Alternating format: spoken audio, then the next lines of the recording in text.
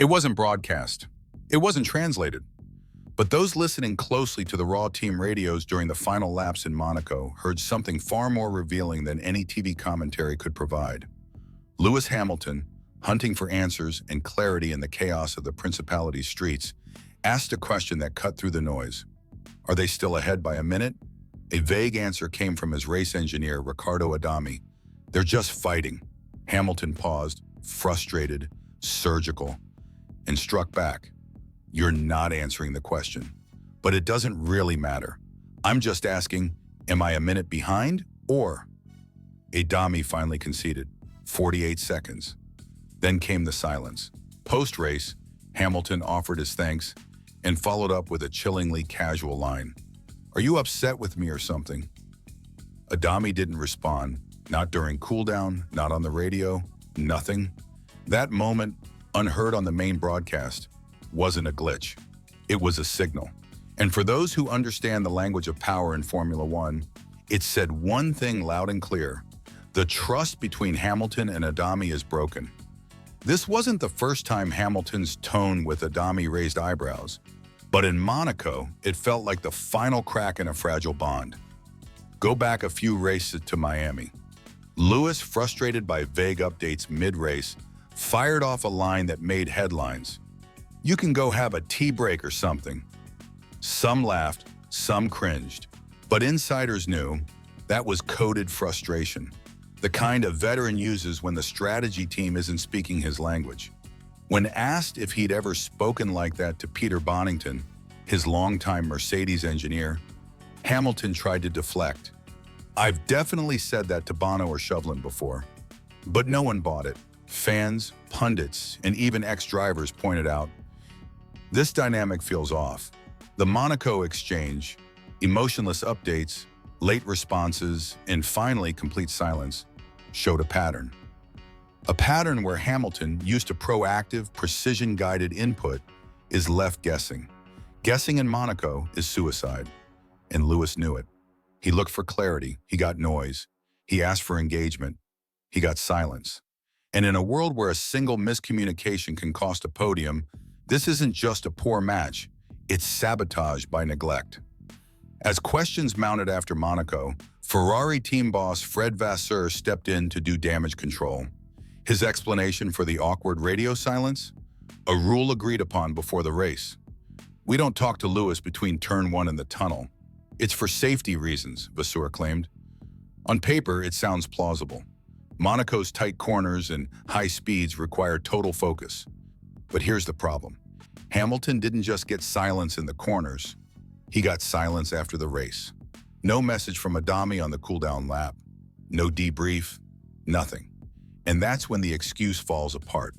You don't need tunnel logic to explain a post-race blackout. What you need is honesty. And maybe accountability. Because if the problem really wasn't personal, why did Hamilton feel the need to ask on the radio, are you upset with me or something? Why did he sense tensions so strong it cut through the static? When a team boss reaches for scripted excuses, it means the issue is deeper. Hamilton's silence wasn't just strategic, it was a symptom. Ferrari doesn't have a communication protocol issue, they have a trust issue. Midway through the Monaco Grand Prix, with the top 4 pulling away and traffic turning laps into a parade, Riccardo Adami sent a message to Lewis Hamilton that now feels almost satirical. This is our race. Hamilton was stunned. He wasn't chasing a podium. He wasn't within striking distance of anyone meaningful. And yet, here was his engineer implying they were somehow in control. I didn't really understand what he meant, Hamilton.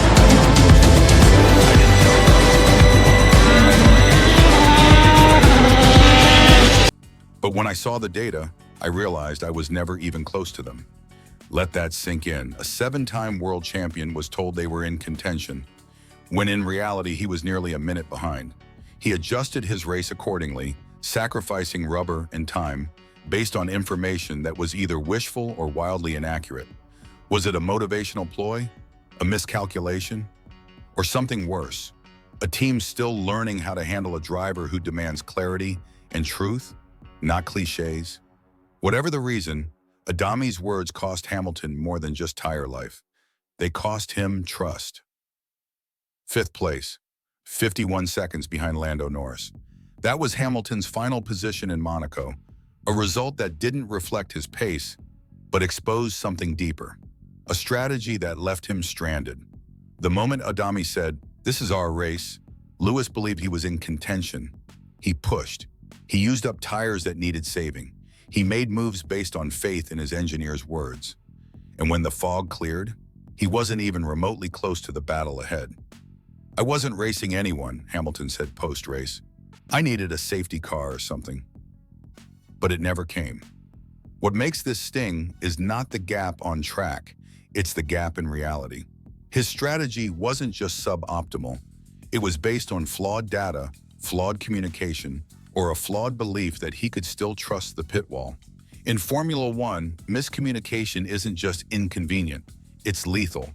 It costs tires, seconds, positions, and eventually, relationships.